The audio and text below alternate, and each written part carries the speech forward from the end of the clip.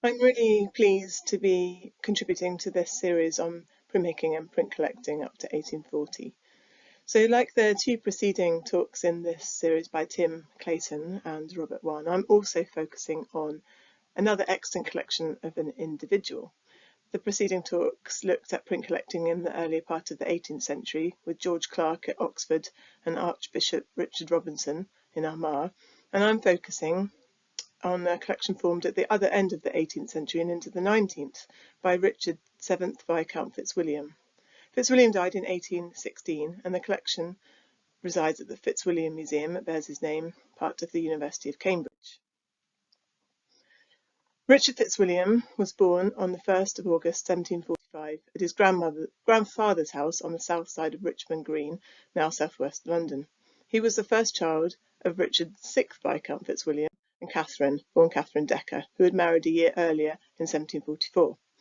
The Fitzwilliams were an Anglo-Irish family with small estates in England, an estate at Mount Merion on the south side of Dublin Bay and in the city itself. Catherine was the daughter of Sir Matthew Decker, a banker, merchant and political advisor, director of the East India Company. Catherine inherited Richmond House when our Richard was 4, and she also passed down her father's love of the arts. He collected and commissioned paintings, such as this one, The Daughters of Sir Matthew Decker by Jan van Meyer. Our Richard Fitzwilliam went to Charterhouse School, then to the University of Cambridge, graduating with an MA in 1764.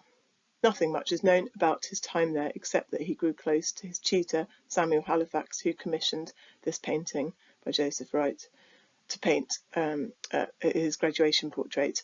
And we also know that he developed a lifelong talent and love of music. The next few years of Fitzwilliam's life, until the mid-1780s, are dominated by extensive travel in Europe. Fitzwilliam went to Paris to study the harpsichord, he purchased musical manuscripts and printed music, and he travelled to Italy, the Netherlands and Spain. By 1785 he was back in London and was one of the organisers of a great Handel festival in Westminster Abbey. His personal life also kept him tied to France. In 1784 he met a ballerina nicknamed Mademoiselle Zachary, with whom he had 3 children, 2 boys and a girl. The relationship is preserved and illuminated by almost 300 letters written by the mistress to Fitzwilliam. The French Revolution interrupted their lives and Fitzwilliam's visits. We know that in 1815 the older of the 2 boys was living, married with a son of his own, in Richmond, close to his father. But he couldn't inherit, and when Fitzwilliam had a bad fall in his library and broke his knee in 1815, he drew up a will, leaving his land and his money to his cousin's children, another branch of the Fitzwilliam family. He decided to leave his collections and a sum of money to build a museum to house them in Cambridge. The principal part of the collections were his paintings, his library, and his manuscripts and music and prints. This is a picture of how the library looks in the Fitzwilliam Museum. The library contained some 10,000 printed books and manuscripts arranged in 25 cases.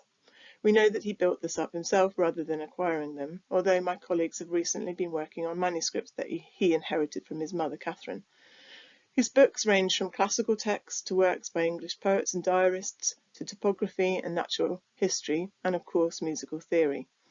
He seems to be completely uninterested in early printed books, which is significant in regard to his print collection, which I'll come on to soon.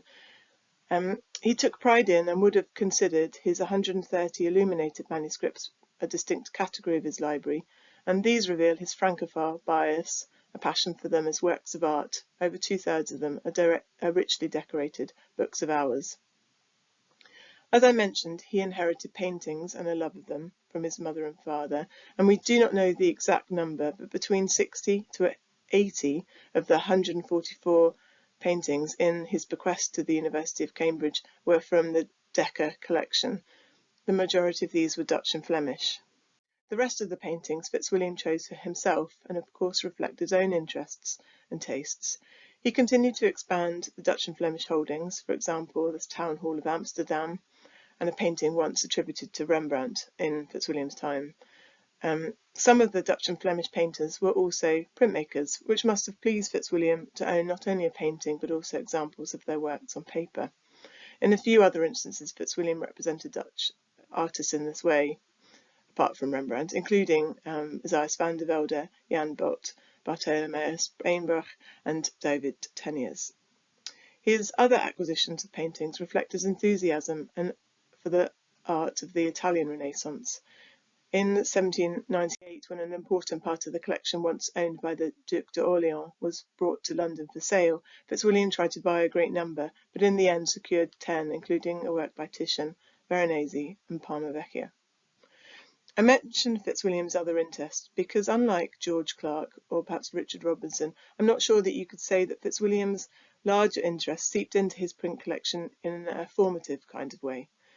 Fitzwilliam was a Francophile, but his print collection is not overwhelmingly French by any means, although there are some fabulous French volumes and prints within the print collection, including an interesting collection of prints by Nanteuil and many by Drevet, Mellin and Audran.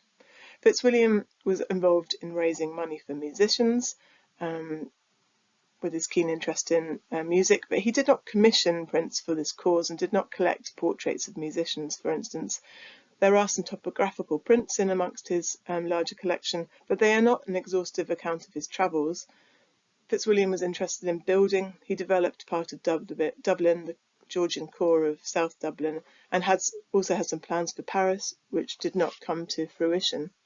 In 1808, Fitzwilliam commissioned the artist William Ashford to make drawings, 24 in total, of his Dublin seat, Mount Merion, and oil paintings of the estate and views from it.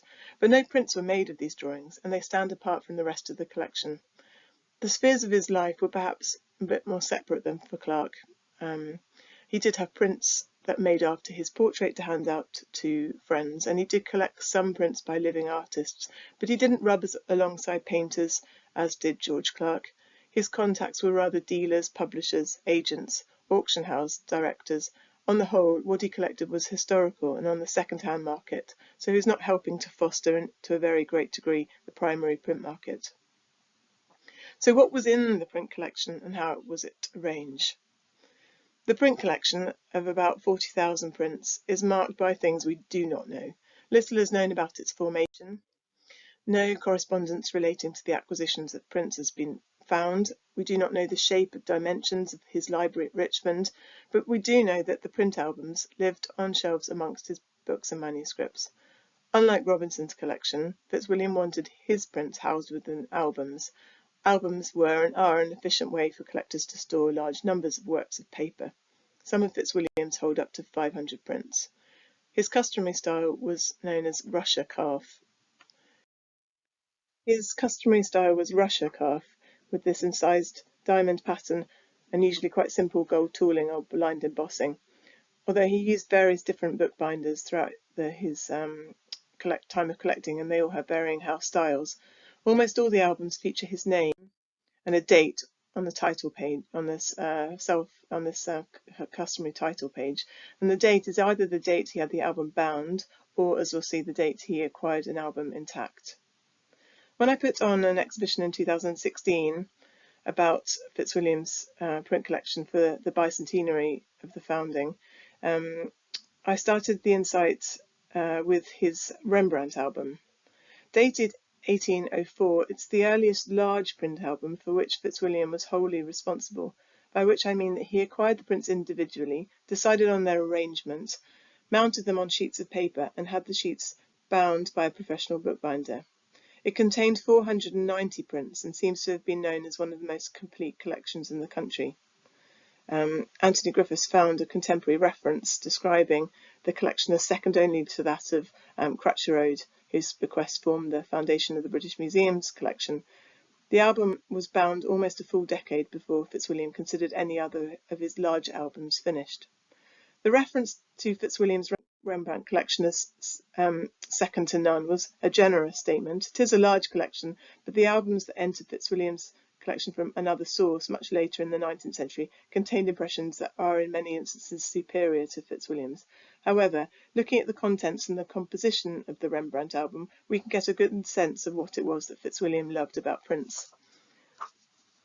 The album demonstrates Fitzwilliam's love of differences in printing and varying and special impressions such as coloured papers, counterproofs and variant states. an interest which he seems to have shared with Archbishop Robinson. Several of the different states show how experimental a printmaker Rembrandt was, and also that these are inherently collectible from their appearance on the market. Impressions of variant states printed on different papers are a particular feature of Rembrandt's highly experimental period in the 1650s. It was necessary for a collector to have at least one impression of the first state of this print, the entombment, achieved almost entirely by etching, and one of the later states in which the plate has been completely transformed through extensive rework. Fitzwilliam possessed 4 impressions, 3 showing Rembrandt's reworking of the plate as he plunged the scene into darkness with this complex network of additional lines and plate tone, which creates this veil of ink. Then with these later impressions, there are variations that show that Rembrandt's selective wiping of the plate and the use of different papers. This is how it looked on the album page. This is the now blank album with the prints removed. My colleague Harry Metcalfe cleverly mocked up how they would have appeared in the album. In fact, all of the decent photographs in the paper are thanks to my colleague Harry. Thank you. We could infer that the album from its early date of completion was one of Fitzwilliam's foremost interests, but the level of completeness also reveals another significant factor about Fitzwilliam's print collection, the availability of information in contemporary literature. Fitzwilliam wrote at the beginning of this album that it was arranged according to Jacin. Rembrandt was one of the earliest printmakers about whom was written in a comprehensive survey of his entire output as a printmaker. Edmé-François Jacin's Rembrandt catalogue aimed to provide collectors with an armour against purchasing the many copies of Rembrandt's prints instead of the originals. Jacin rejected the more encyclopedic tradition of collecting and urged instead that collectors closely examined the print and its variable states of impression and inking and condition, writing that collectors should be specialists and not generalists. Fitzwilliam used Jacin's catalogue to arrange the collection and comprehend its degree of completeness. This print, this rare, currently anonymous print, was assigned to Rembrandt by Jacin, the English translation of the work stating lightly etched and scarce, very scarce. Doubt was not cast on the attribution until the middle of the 19th century. Despite using Jacin's catalogue to arrange his Rembrandt album, Fitzwilliam placed the print instead in his album of prints by Jan Levens, Rembrandt's contemporary. The answer as to why must lie in the fact that Fitzwilliam was relying on an attribution within a previous collection.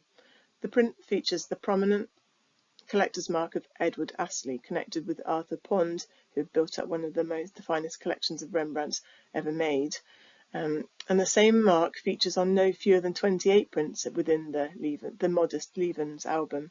So in choosing not to place this etching within his Rembrandt album, Fitzwilliam was correct, but he also made errors of judgment. In this album, he included several that are certainly not by Levens or not currently attributed to him. And in the Rembrandt album, he kept to the back of the album, as it was his customary habit, prints that he considered doubtful or dubious. These 2 prints, dated 1654, that certainly are by Rembrandt, and were listed in Jacin, number 46, the circumcision in the stable, and 63, Christ seated disputing with the doctors. Fitzwilliam wrote on the back of these prints, not in cat, having been troubled by a mistake in the placement of the signature, making him doubt the authenticity of the prints. But still, his efforts to compile things accurately is still as an impressive achievement by a passionate collector who did not have the sorts of aids and help that we have today. So you begin to see that the albums were devoted to printmaker. By the turn of the 18th century, there was a competing recognised patterns for collecting and storing your prints. Tim Clayton talked about the beginnings in George Clark's lifetime of the guiding principle of collecting by designer. Florent Lecomte urged collectors to store everything, say, by Raphael or Lebrun or Poussin, by listing everything made after their designs. The Fitzwilliam Museum also holds albums compiled by another 18th century collector, roughly Fitzwilliam's exact contemporary, a man called Thomas Kerrich, who was librarian of Cambridge University and an amateur draftsman. He studied and collected and published a catalogue of prints by the 16th century artist Martin van Heemskerk. And he also kept much smaller portfolios, really, devoted to artists, artist designers, Raphael, Michelangelo, Rubens, and then by general artistic school. His is really the collection of an artist or art historian, showing a lack of concern of impression or whether a print is a copy. The physical print is a sort of transparent window to the creator's design. He didn't worry if what was in front of him is an illustration cut from a book or a 16th century engraving or a bad copy after one, or if the condition was terrible. You're creating really, in this case, a storehouse of compositions. Some of his Curator's prints are good, but others are so bad it's a wonder that they were considered worth keeping. Some are stained, brittle, full of tears and holes, and this shows that collections even of roughly the same date as Fitzwilliam's and Curator's were can be as different as two from opposite ends of a century. The difference in treatment of Fitzwilliam collection from Curator's is marked. Fitzwilliam treated his prints well and wanted better quality. Moreover, Fitzwilliam had no Raphael album or Rubens album, but he did devote albums to printmakers who worked with these artists, the Bolswerts in Rubens' case, or Marcantonio, Raimondi and Raphael's. In this distinction is something key. The printmakers are considered worthy artists, and the prints can be categorized as artworks. Fitzwilliam was not a pioneer in this regard, thinking of printmakers in this way, but we can say this for certain because of a number of albums that he acquired intact from other earlier collections, which are also devoted to single printmakers. This rather fine red Morocco album is devoted to the French artist Jean Lepoge. It comes from Italy, from the collection of Zaccaria Sagredo, 1653 to 1729, a very significant print collection in Venice area. We know from the list of this collection that it comprised 60 monographic print albums and a further 54 arranged by artistic school, so a mixture of monographic and mixed. The contents of this album are remarkable. It's quite stout and contains a whopping 790 of Lepoge etchings. In several instances, duplicates appear at repeated intervals, and even stranger, variant states appear pages apart, rather than next to each other. For instance, one of the designs for a ceiling appears no less than 3 times in the album. The duplication suggests that either that the mounting was done in stages, without the prints being put into a strict order, or that the task was done by someone who cared less about reducing the bulk of the album than in weeding out inferior duplicate impressions than about sheer quantity. Given that Zaccaria Sagredo was renowned for possessing the largest collection of prints of any man in Europe, perhaps the latter theory is the most likely. Fitzwilliam acquired this album in 1812 from one of the posthumous sales of a man called Ralph Willett. Willett lived on a county estate in Dorset, died in 1795, but he's known to have built an impressive library, and his drawings, books and prints were dispersed at several sales in London from 1808 onwards. Willett was also the source of another extraordinary album in Fitzwilliam's collection, that of Jean-Baptiste Leprince. Displayed here within the binding on the right are 3 sequences of progress proofs, typical of others in the album in their experimental nature and use of different coloured inks. As well as the successive states of the plate, the album also contains radically trimmed prints and other odd impressions that wouldn't have been sold commercially. There are some unrecorded plates, often highly experimental in nature, deeply bitten and with margins uncleaned, are also included. My predecessor at the Fitzwilliam, Craig Hartley, determined that this points to the collection having been put together by someone interested in experimental printing making, who was either close to Leprince or had access to his studio after his death. It sort of looks like they'd been scooped up from the studio floor. So with these 2 albums intact, Lepoge and Leprince, we have an insight into other collections and can see that towards the end of Fitzwilliam's life, he was snapping up whole albums to add to his collection of albums devoted to printmaker. This was an easy and immediate way to increase representation of printmakers, and there are plenty others in his collection which are from similar sources, unknown sources. Sometimes purchases of entire bindings required more work for Fitzwilliam to assimilate, the new acquisitions to his own collection of individual prints. And we have a number of cases where albums were acquired by him and then split up and rebound. And in this category, we can put this is one of 2 volumes devoted to the printmaker Jacques Callot. Fitzwilliam must have acquired an album or sheets from a dismantled album and then integrated them with prints he had mounted on 19th century paper, his own paper. In the first album, for instance, there are 47 of old sheets of this album, this very thick laid paper, mounted with 234 prints. And then Fitzwilliam added a further 139 sheets mounted with 235 of his own prints from his own collection. Fitzwilliam left 46 folios within the album completely blank, perhaps a necessary precaution for a printmaker as prolific as Callot. He often did this when he expected perhaps to acquire further prints after an album had been bound. Unlike the compiler of the Lepoche album, Fitzwilliam made an effort to place the variant states or plates from the same series in close proximity. He also mounted prints on the versos of album sheets with considerable care. 2 impressions of Callot's second version of the Massacre of the Innocents are placed so to appear directly opposite impressions of the first date pasted on the recto of the following page.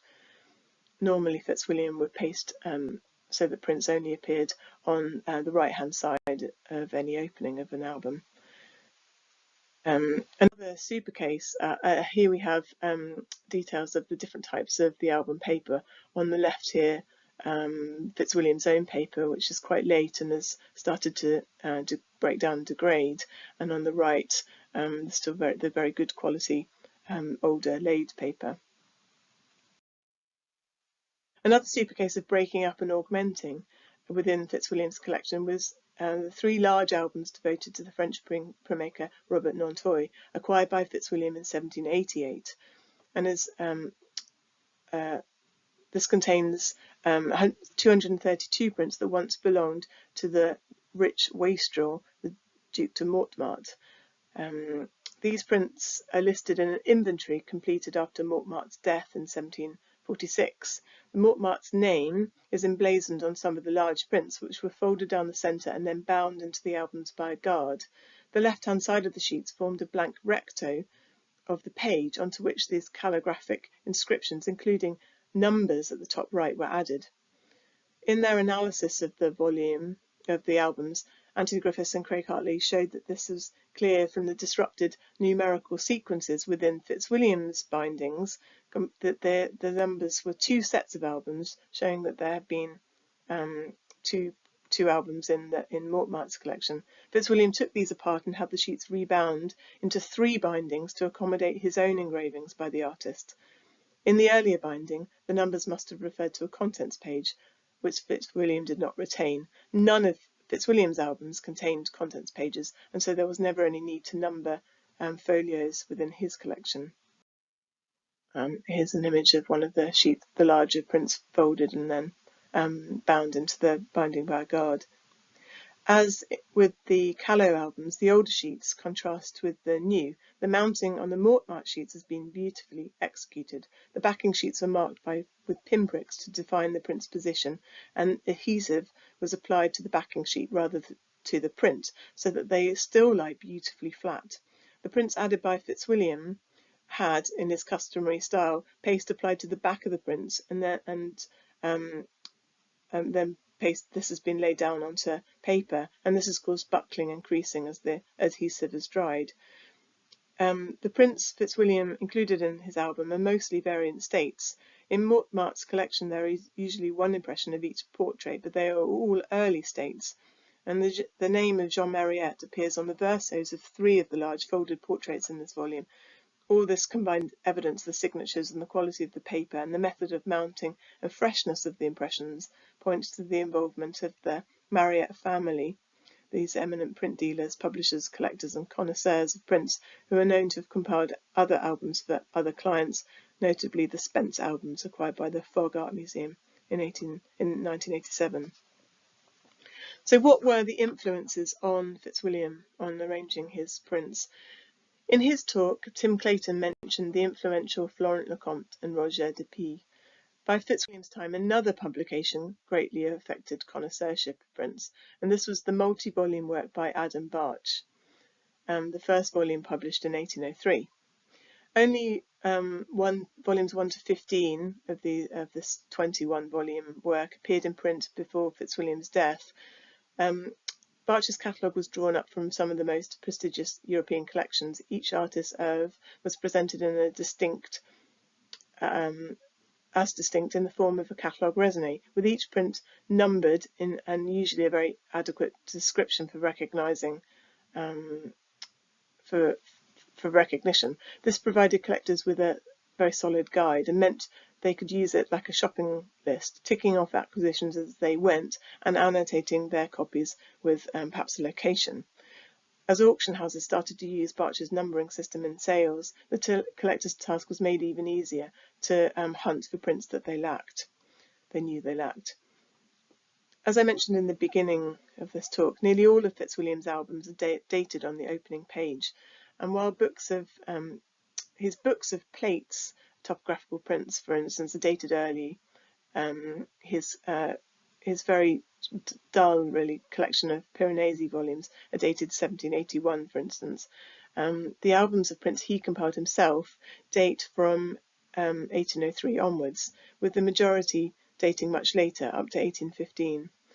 One of the printmakers who featured in the first 1803 volume by Bartsch is Carole Dujardin.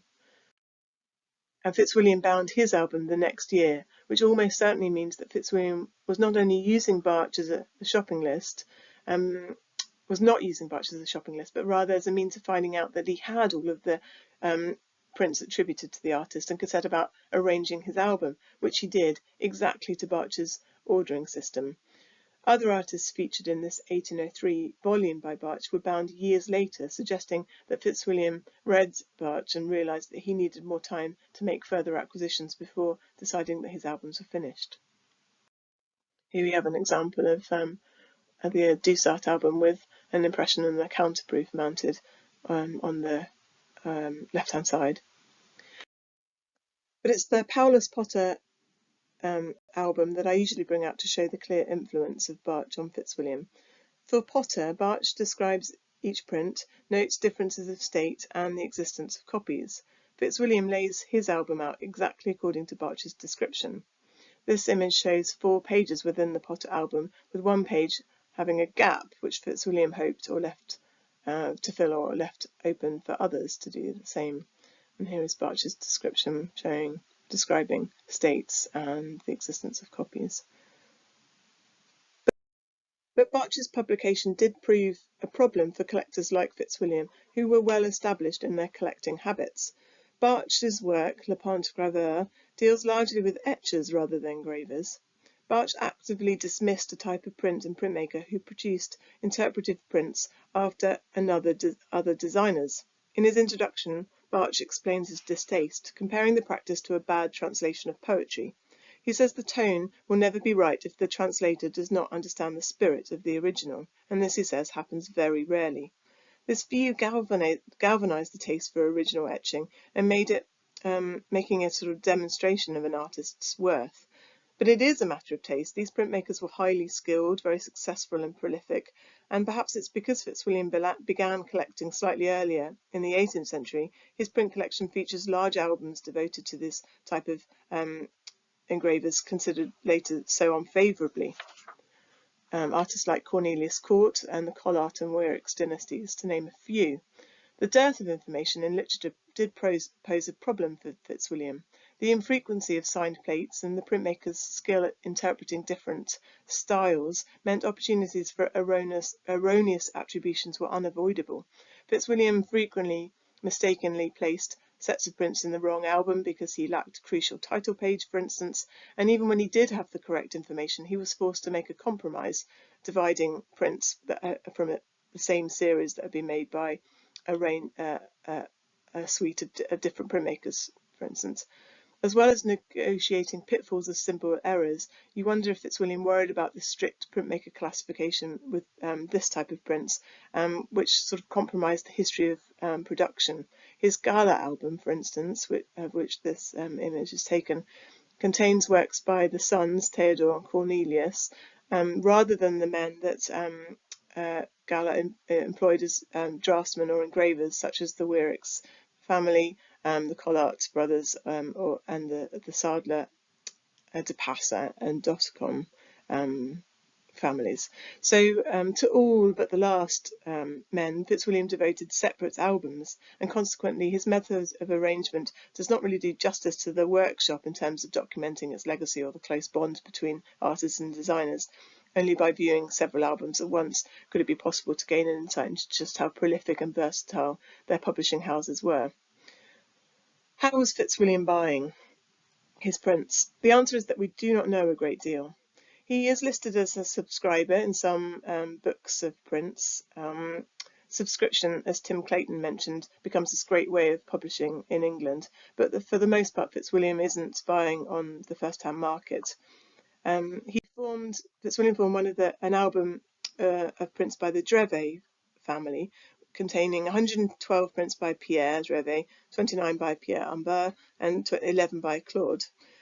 He was still looking for prints in 1802 and wrote to an unnamed agent who was to acquire prints for him in Paris. This is the only surviving letter shedding light on Fitzwilliam's collecting habits. It's dated 1802 to an unnamed agent, and it says, "I beg of you to bring back with you the well-known engraving of Bossuet. I forget by whom, and perhaps it's by a mistake to say it's from Rigaud. He is full length and in his Pontificatia. The impressions are distinguished by dots. The most indifferent have 5, the best have none. I wish to have one of the best." So here we have written evidence as well as visual that Fitzwilliam was interested in quality and condition rather than design, which is not always true of the earlier collectors, as we've seen with Thomas Kerridge, for instance.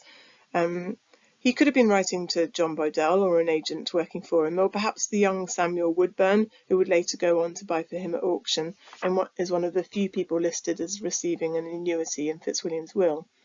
But he goes on to describe where to find the printmaker's shop, so perhaps he is writing to someone younger who he knew had not been to Paris before. We know that some of Fitzwilliam's Rembrandts came from sales sold at the auction house of a man called Thomas Philippe, and they must have built up a good relationship over time. Some of the albums, including the albums I show from the Willett collection, came from Philippe's auction house. The albums themselves revealed a couple of other clues about Fitzwilliam's contacts. Fitzwilliam acquired a sufficient quality of prints by an artist called de Boissieu to warrant an individual album, and it's tempting to think that Fitzwilliam shared the artist's love of Dutch 17th century genre prints. So this is a contemporary printmaker contemporary to Fitzwilliam, and perhaps he admired de Boissieu's technique with this elaborately rich chiaroscuro effects. Plenty of space was left around apertures within the album for future acquisitions, and in one instance, under an impression of print St. Jerome, Fitzwilliam wrote, "A print wanting promised to be sent but to Mr. Boydell by his correspondent on the continent in March 1806, and the gap has been filled, so the print was sent." In another album, this is the inscription. In another album of prints by Thomas Major, English print collector, he writes, "3 prints wanting promised to be sent by Mr. Harrison." Fitzwilliam wrote an intriguing note below this print on its album page. "The figure with arms folded is Mr. J. Harris, printseller, London." John Harris was a printseller and publisher in Sweeting's Alley, Cornhill, London, and the majority of prints issued with his address are of sporting, topographical or literary subjects, the sort of print that Fitzwilliam didn't collect. I haven't been able to identify or verify this identification, but really whether or not it is true, the fact that Fitzwilliam declared it with certainty enough to write it on their album pages, further evidence that he was familiar with the figures in the London art market, or at least repeated gossip that was said about them. It's good there to end with the British Mezzotint, because I want to end the talk by looking at anomalies in Fitzwilliam's collection. Where did he break his pattern of arranging his prints by printmaker, and what were the reasons, or what might the reasons have been, as they must have been quite strong. It really is the overriding theme within his collection. So the Mezzotint comes from a set of 12 outsized albums. There are 2 divided entirely to mezzotints, and 2 more where they are combined with other prints. Separating out mezzotints by technique and storing them together does hark back to earlier in the 18th century, when collectors were advised to keep prints in this technique together, or perhaps as night prints. I think this is not strictly Fitzwilliam's intention. He did keep mezzotints in some of his other smaller albums, but with these outsized albums, it was arriving really at a compromise for his largest prints.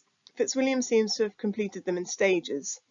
Volumes 1 to 4 of the set of 12 are called Histories, Views, Portraits, and Mezzotints, or Mezzotintos, they're labelled on the spine, and these are dated 1812. The pattern is repeated for volumes 5 to 8, and the further 4 volumes are combined into Histories and Views, Portraits, and Mezzotints, followed by 2 simply called Mêlée, Mixture. So the system allowed Fitzwilliam to apply a degree of logic to the contents. Although the absence of any contents pages would have inhibited quick access to any particular print, it would have been a nightmare to find anything in particular.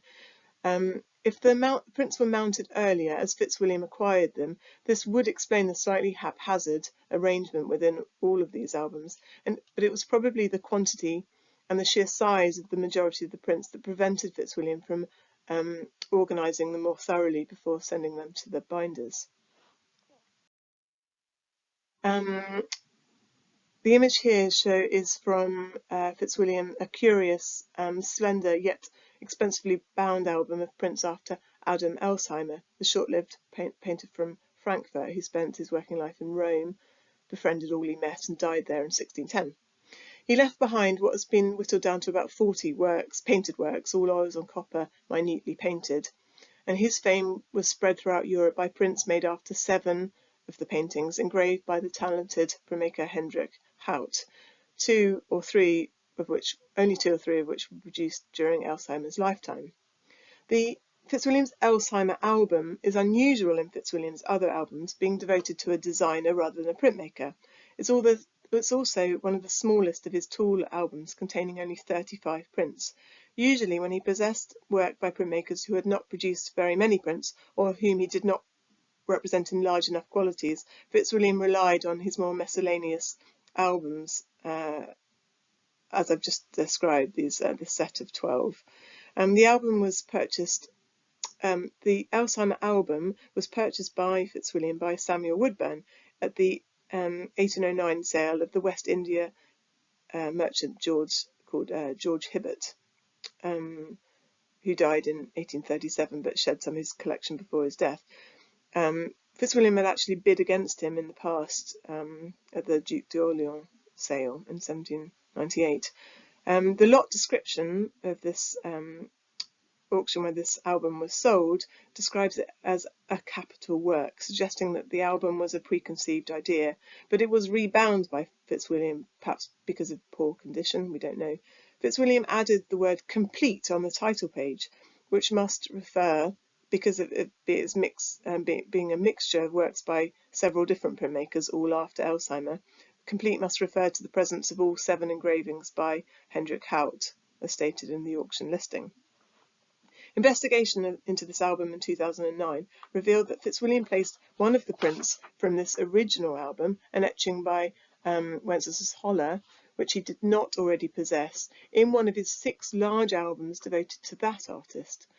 And this to me suggests that although Fitzwilliam admired Hout and Elsheimer was pleased to have the album, he considered foremost the prints devoted to individual printmakers, so he sifted out this print that he didn't have by Holler and placed it in his monographic album devoted to that artist, or one of 6 of them.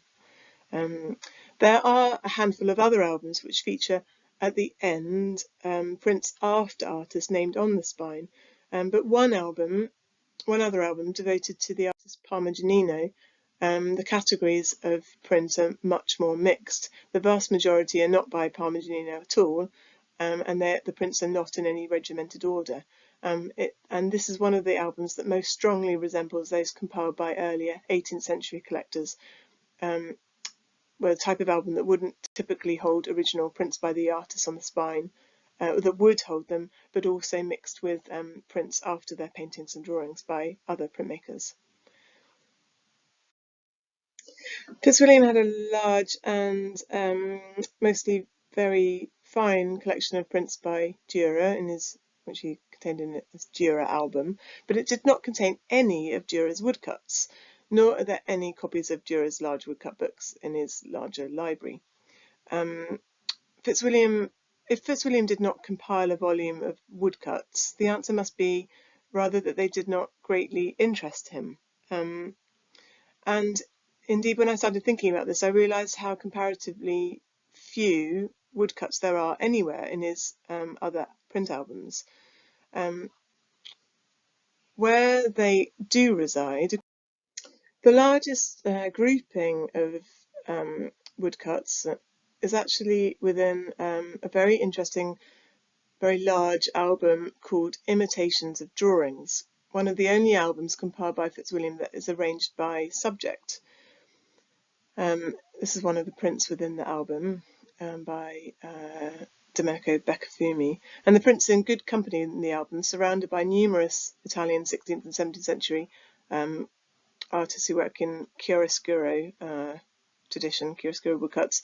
Fitzwilliam placed this print above 2 differently coloured impressions by Coriolano after Guido Reni, one of them printed in a green toned block and another in a greyish blue.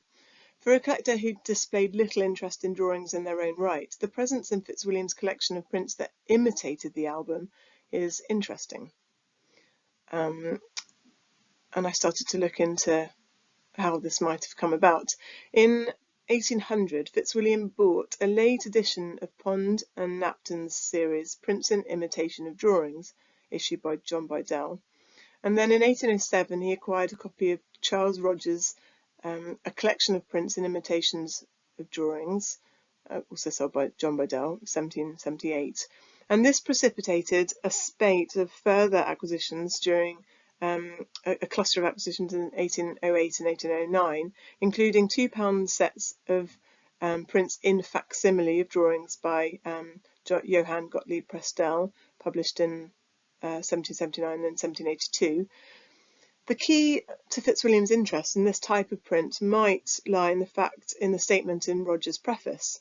These prints may be faithful imitations. They are engraved the same way as well as the same size as the originals are drawn, and printed as nearly as possible in the same colours.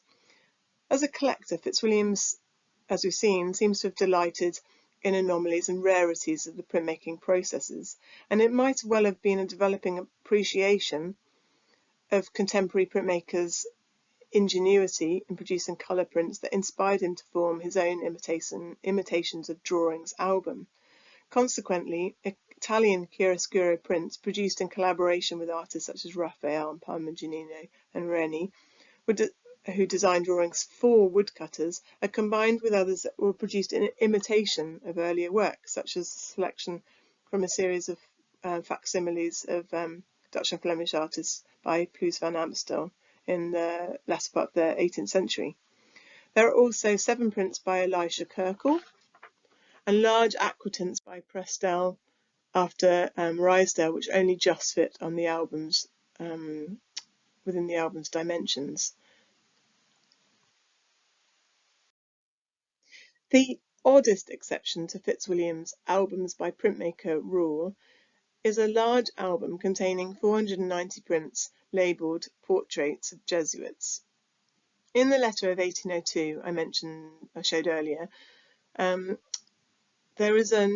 it contains a note that pertains to this album. Fitzwilliam wrote, "I shall be much obliged to you for the best engraving you can procure of St. Ignatius. I remember to have seen one with which I was highly pleased." The Jesuits album contained numerous portraits of the saint, strongly indicating that Fitzwilliam conceived the idea for the album and amassed the prints between the date on the letter, 1802, and 1808, the date on the album's title page when the album was bound.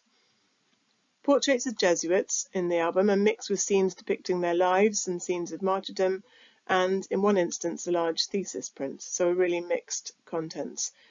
They're all arranged in neat, careful manner, befitting his demonstrative respect for the subject, encapsulated in the handwritten biblical passages on the title page, the last of which reads, "The world is not worthy of them," from the book of Hebrews. Fitzwilliam's later life shows a preoccupation with political conservative views affected by the French Revolution and a circle of counter-revolutionary polemicists with whom he mixed. Fitzwilliam wrote a critique of the 1801 Concordat, agreed by Napoleon and Pope Pius VII. Using the pseudonym Atticus, Fitzwilliam also published a collection of letters exploring the doctrinal foundations of stable government, which he also translated into French and revised with the assistance of an émigré cleric.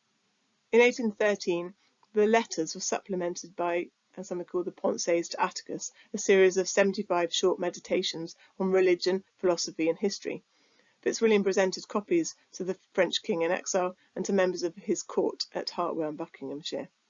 In the closing pages of the letters to Atticus, he asserted that the Roman Catholic doctrine of the real presence in the Eucharist was the best foundation for a prosperous and stable government. His repeated reiteration of this idea in his correspondence suggests that his interest in Roman Catholicism went well beyond the theoretical. He was very Catholic in his views. The image here of the Jesuits album is opened some way into the album to show Fitzwilliam's typical symmetrical arrangement of his small prints. The darkly printed portrait of Loyola in the centre there, providing a sort of central focus. This is surrounded by 5 other small portraits, 3 of them are by Hieronymus Wierix, and one of these is an only known impression of the First State. 5 years after he finished his album, Fitzwilliam completed a separate album devoted to the Wierix family, containing 331 prints. And I mentioned just now that when Fitzwilliam acquired a preconceived Elsheimer album in 1809, he relocated one of the 12 prints by Holler within this album to one of his Holler albums, suggesting that he saw the latter monographic collection as of primary importance. But in this case, in the Jesuits album, this complicates that. Some of the prints in the Jesuit album are not duplicated in the Wierix album, showing that here Fitzwilliam's enthusiasm for the project on the Jesuits took unusual precedence over his desire to complete albums devoted to individual printmakers that were as complete as possible.